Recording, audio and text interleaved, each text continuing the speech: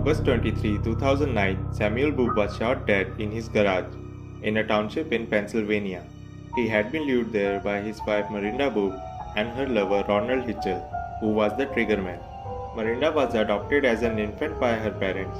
Her father owned a large and successful funeral home in Central Hall, Pennsylvania. Mirinda worked at Sprouting Tree Daycare located in the basement of a church. Her mother owned the daycare. As the boss's daughter, she was not a teacher or the director or the assistant director of the daycare. Her role was never clearly defined. Mirinda had 2 young children and 1 stepdaughter. She would left her kids in the care of the other employees at the daycare as she left for tanning appointments, manicures and pedicures, or shopping trips. Mirinda had never held an actual job or had to learn to cooperate with other people. It left her trapped in a life of unhappiness.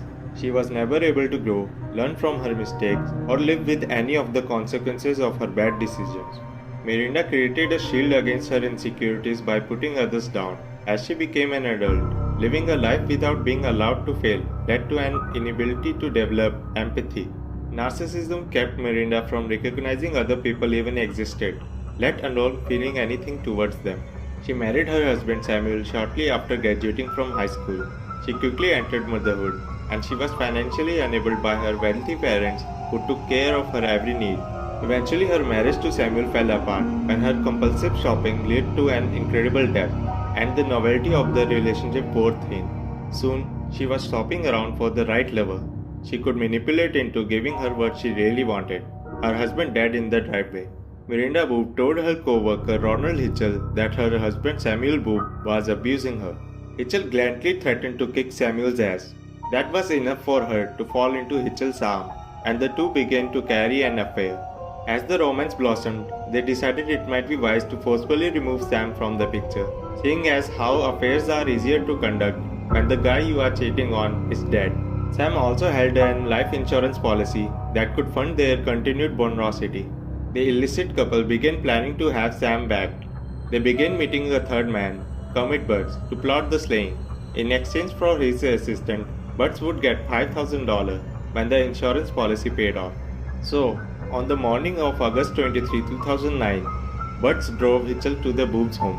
Hitchell traveled to the Boob's home where he hid in the garage and waited for Samuel to turn up, arming himself with a shotgun he found in the garage. When Samuel arrived, he was shot twice, first in the torso and then in the back as he lay on the ground. Hitchell escaped in Butts' truck, and Mirinda played the role of a shocked and devastated wife. The police weren't fooled for very long. When they checked Mirinda and Hitchell's cell phones, they discovered text messages had been sent between the pair, planning the murder. It seems Hitchell texted his sweetheart prior to the killing, telling her to go to the church so she would have an alibi.